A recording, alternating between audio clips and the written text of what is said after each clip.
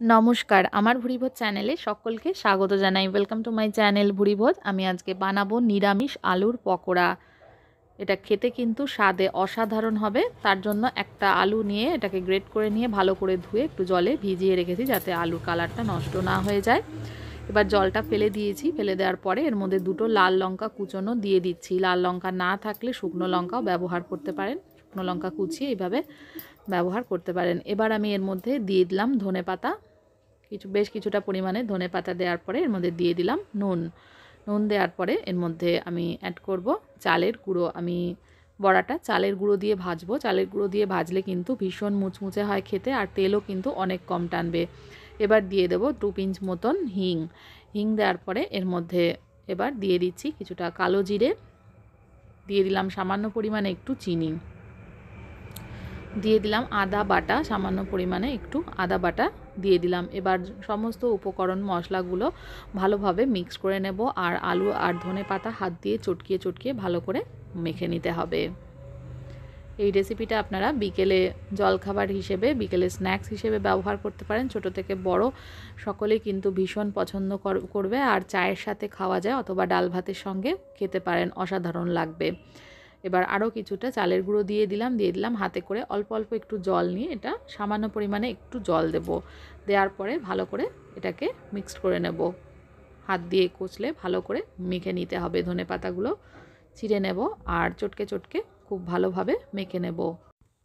এই পকোড়াটার মধ্যে কিন্তু কোনো হলুদ গুঁড়োর ব্যবহার আমি করব না। হলুদ গুঁড়ো ছাড়া পকোড়াটা তৈরি করব। ভালো করে চটকে মাখানো হয়ে গেছে। এবার ছোট ছোট করে পকোড়ার মতন করে ভেজে নিতে হবে।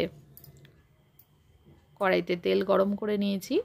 তেল গরম হয়ে গেলে আঁচটা মিডিয়ামে রেখে পকোড়াগুলো ছাড়বো। এই পকোড়া ভাজতে কিন্তু বেশি টাইম লাগবে না, খুব তাড়াতাড়ি ঝটপট ভাজা হয়ে যায়। 3-4টে করে পকোড়া আমি এর মধ্যে দিচ্ছি। প্রথমে 4টে পকোড়া এর মধ্যে দিয়ে দিলাম। 2 মিনিট মতন ভেজে নেব। 2 মিনিট পরেই এটা একটা পিঠ তলাটা ভাজা হয়ে যাবে। উপর দিয়ে এইভাবে পকোড়া ভাজার সময় তেলটা দিয়ে দেবো যাতে উপরেও খানিকটা কুক হয়ে যায়, আর উল্টিয়ে দিলে পকোড়াটা কড়াইতে লেগেও যাবে না। এইভাবে উপর দিয়ে তেল দিয়ে দিলে 2-2.5 মিনিট পরে আমি এটাকে উল্টে নিচ্ছি। দেখুন অপর পিঠটা কত সুন্দর একটা কালার এসছে। এবার যে পিঠটা ভাজা হয়নি সেই দিকটাও খুব ভালো করে ভেজে নেব। আঁচটা কমিয়ে রেখে পকোড়াগুলো ভেজে নিতে হবে যাতে ভেতরটাও ভালোভাবে কুক হয়ে যায়। দুটো দিকই কিন্তু এরকম লালচে কালার হয়ে গেছে। এবার আমি এটা তুলে নেব। পকোড়াগুলো কিন্তু দেখতে অসাধারণ হয়। হলুদ না দেওয়ার জন্য কিন্তু একটা খুব সুন্দর একটা কালার এসছে, অন্য রকমের কালার। এবার আমি এটা তুলে ফেলবো। তেল ছেঁকে এটাকে তুলে দেব। এগুলো প্রথম লটে 4টে পকোড়া হয়ে গেছে। এটা তুলে নিয়ে এবার বাকি পকোড়াগুলো ভেজে নেব। তেল থেকে ছেঁকে এটা তুলে নিচ্ছি অন্য একটা পাত্রে। এবার বাকি পকোড়াগুলো ভেজে নেব।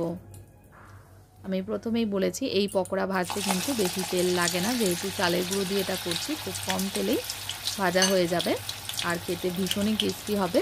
এটা আপনারা কাসুন্দি, টমেটো কেচাপ, স্যালাড এগুলোর সাথে পরিবেশন করতে পারেন, অথবা ডাল ভাতের সাথেও খাওয়া যায়, আর চায়ের সাথে তো অসাধারণ লাগবে। দেখুন এই পকোড়াগুলো ভাজা হয়ে গেছে। এবার আমি সার্ভ করে দিয়েছি কাসুন্দির সঙ্গে। রেসিপিটা ভালো লাগলে আমার চ্যানেলটাকে যারা এখনও সাবস্ক্রাইব করেনি তাদেরকে অনুরোধ করব সাবস্ক্রাইব করে নেওয়ার জন্য। সকলে ভালো থাকবেন, সুস্থ থাকবেন।